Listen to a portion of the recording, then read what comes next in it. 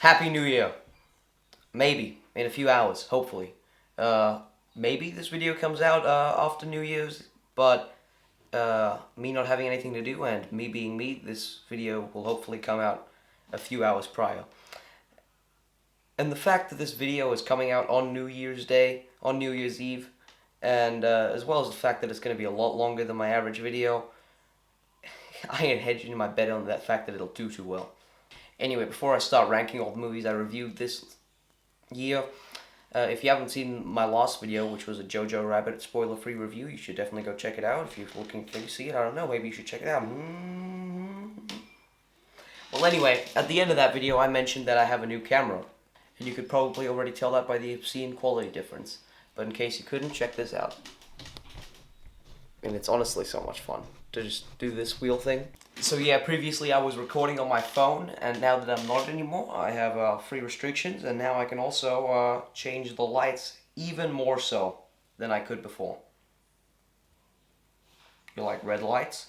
Oh, no, I'm a strawberry. Blue? Yeah, I like blue.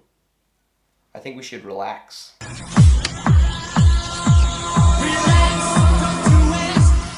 I like this song. Oh, no, I'm a strawberry. Maximum relaxation? Strawberry. Alright, that's enough fun with the lights for now. Okay, now before I start listing off my least favorite movie of the year, essentially, I would like to say I did see a few more movies this year that I just never got around to reviewing. Without further ado, in case you couldn't guess it yet, drum roll please. My least favorite movie this year was the one and only Captain Marvel. Now, a lot of people thought Captain Marvel was just okay, and that's the exact reason why I hate it so much. It was so painfully mediocre and boring. From start to finish, it had no identity of its own. Brie Larson, she's an alright actress and only, but it isn't a good Captain Marvel. Is that like a personal attack or something? She was very stiff in the role. The best part about this movie was really Sam J, and even he wasn't fulfilling. The way he lost his eye. I hated it. I absolutely hated it. Challenge me. Also to shout out Brie Larson's opening monologue on the Jimmy Kimmel Live show she recently guest hosted.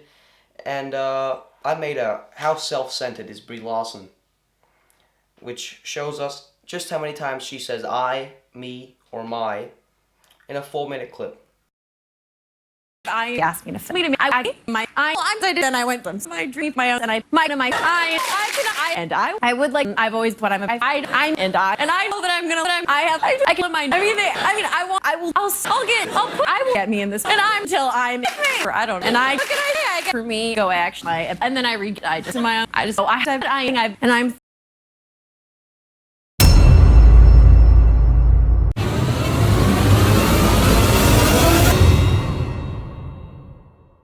Is that like a personal attack or something? Alright, if you didn't hate me for number 14, you're gonna hate me even more for number 13. At number 13, we sadly have Star Wars: The Rise of Skywalker, which a few of my friends, once again, who don't follow Star Wars as closely, thought was a bad plot for the most part, but a fun time out. But the thing is that when you do follow Star Wars, and you do know the universe, and you do know the lore, the plot just becomes more and more gaga. The second you watch the original trilogy more than once, your passion for this final movie sinks down, and then depending on exactly how many times you've seen the original trilogy, it's just hate multiplied. Now, I've seen the original trilogy too often in my lifetime, so my dislike for this last movie was very high. I did not like the movie.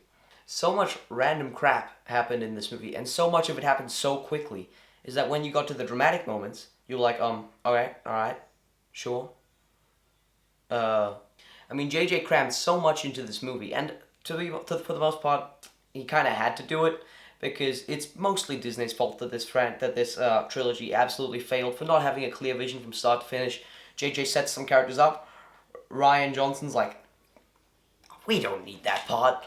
Also, before I move on, shout out to George Lucas deepfakes by Collider. They are probably my new favorite thing on YouTube.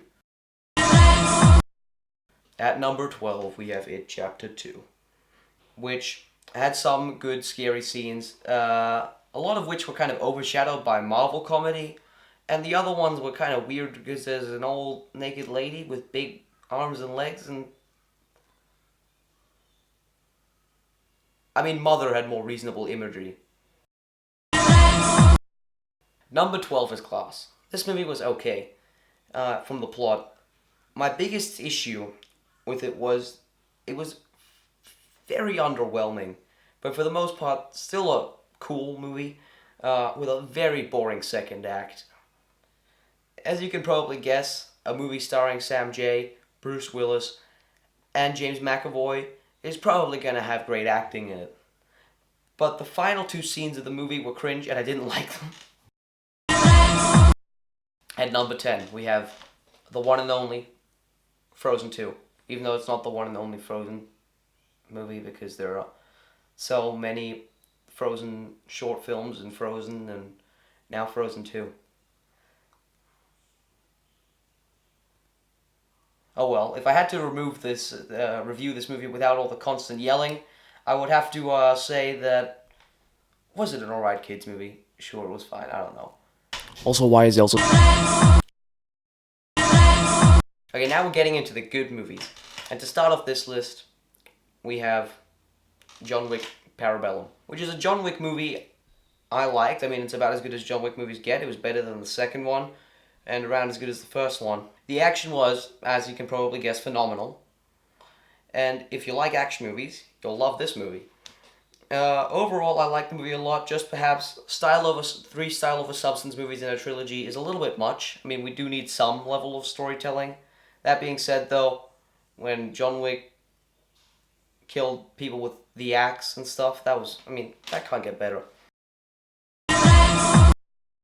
Number 8 is my third favorite comedy film of the year, if you count Knives Out as a comedy.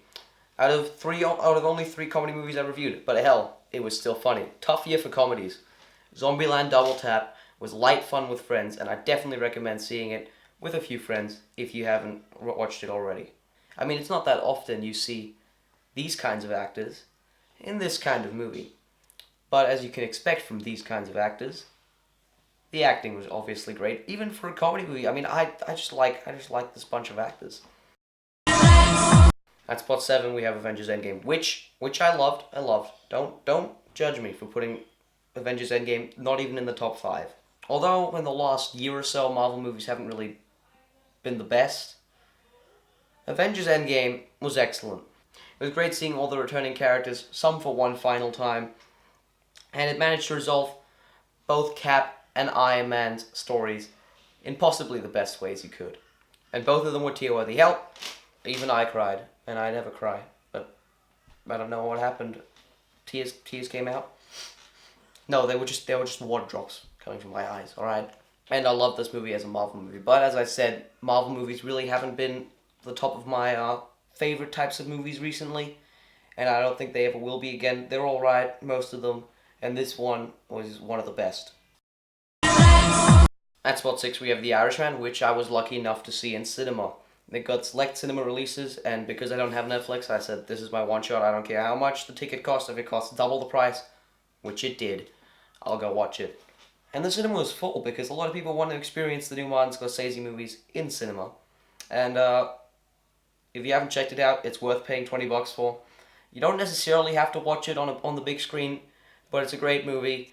And I don't know how he manages to do it, but he'll keep 10 whole minutes of a movie suspended at a time, 10 minutes. However, as his longer movies often are, it was quite exhausting, and the ending was a little anticlimactic, but that last shot just still gives me chills. Every time I think about it, I'm like, I don't want to get old. Spot 5 is reserved for Knives Out. It gets tricky here, because spot 5 and 4, and kind of in a way 3, are to me almost the exact same level of quality. So take this one and Ford vs. Ferrari at I like them both equally. I just kind of had to rate them. I saw them right next to each other, and I really liked them both. And this was going to be my favorite comedy movie of the year, if you can even call it that, until I saw Spot 3. So as I said, very, very close call there. Anyway, this is really my type of movie. A one-off adventure to watch with a bunch of people who've never seen it before, It'll keep you guessing the whole way through, and it's just a great ride. Also, I love Daniel Craig. Now, as I said, spot 5 and 4 are almost equivalent, so the one reason I'm putting Ford vs. Ferrari a little bit higher is because of Matt Damon and Christian Bale. There's one scene in the movie between Matt Damon and Christian Bale's character's son, where Matt Damon really shows why he's one of the best actors in recent Hollywood. If I were to criticize this movie, it would be that the ending seems somewhat disconnected from the rest of the film, and therefore unnecessary. It was as if the writers felt like they had to tell a little bit more of the story to give us closure to the real life events, when the actual movie ended a few scenes prior. So as I said, Knives Out was going to be my number one comedy. And then I saw Jojo Rabbit. And Taika Waititi has proven once again that he's one of the best comedy writers and directors of our time, with some subtle humor mixed with the perfect amount of over-the-top satire and charm that every World War II comedy should have. And now we get to the best of the best, at number 2. Joker. Todd Phillips, who wrote and directed The Hangover, but also made The Hangover 3, comes out of nowhere with my favorite drama of the year. It was dark and miserable, but also somehow so good. I don't know how you could put those two in the same movie, but this movie was so good. I love this movie from the excellent score, that should definitely win a few awards, to Joaquin Phoenix's performance, which should win all the awards. Let's just give the man all the awards, alright? I walked out of this movie with new thoughts on society. And everyone who said this movie will cause violence should be ashamed. God damn it, now I sound like an incel. And an edgy teen. Oh, no, I'm a strawberry. But nevertheless, this movie wasn't just a good superhero movie, but a great film. And if I were to criticize this movie, it was that it never really shows that Joker was a genius, which doesn't really fit in to the rest of the movie, but it would have been good to at least have gotten a hint. And if you haven't guessed it already, my number one pick has to be Once Upon a Time in Hollywood. I mean, I have the shirt. Okay.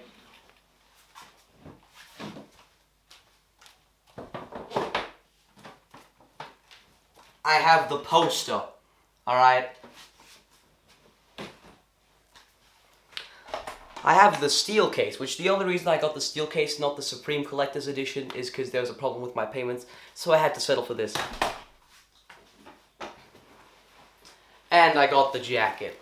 Alright, I mean, if this wasn't going to be my number one movie of the year, then I chose to invest in the wrong movie. I mean, I bought so much stuff. I mean, my memorabilia for this movie must total up to about $350. Which is insane. But I'm proud. I mean, hell, this isn't even the best Tarantino movie, but it's still his best. No other director can pull that off. I mean, Tarantino has proven yet again that he is one of the best writers and directors of our time. And if Joaquin Phoenix doesn't get all the awards, then give him to Leonardo DiCaprio and Brad Pitt. I mean, their duet was so good throughout this whole movie.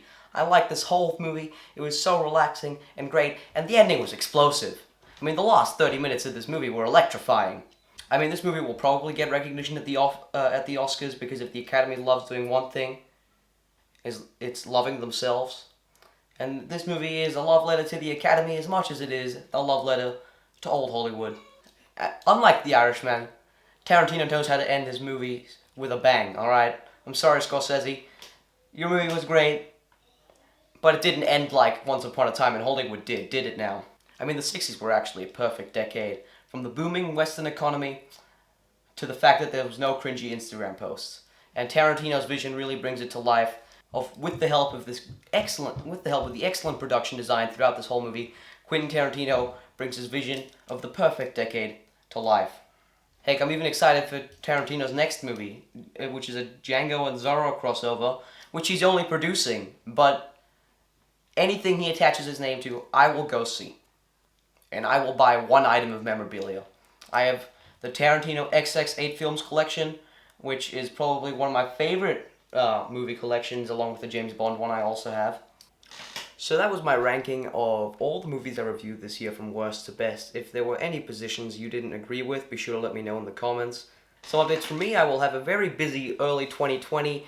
I got the 24 movie collection from James Bond for Christmas, and I want to do a few reviews from that next year, as well as some other classics, as well as some of my other favorite movies from that time or other classics, to help build up my catalog on this channel and make my upload schedule a little bit more regular. So see you all next year. Until then, stay classy. Is that like a personal attack or something? Or